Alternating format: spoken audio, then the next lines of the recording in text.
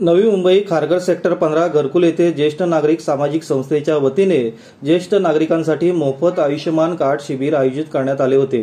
याच्या माध्यमातून नागरिकांना आरोग्य सेवा मिळावी हा मुख्य उद्देश आहे।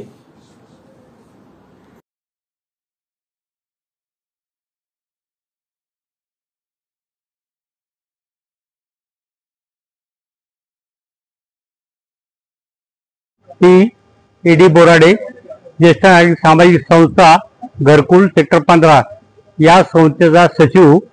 आम्ही या ठिकाणी ज्येष्ठ नागरिकांमार्फत त्यांच्याकरिता आम्ही आयुष्यमान कार्ड वैद्यकीय सेवा या ठिकाणी उपक्रम घडवित असतो।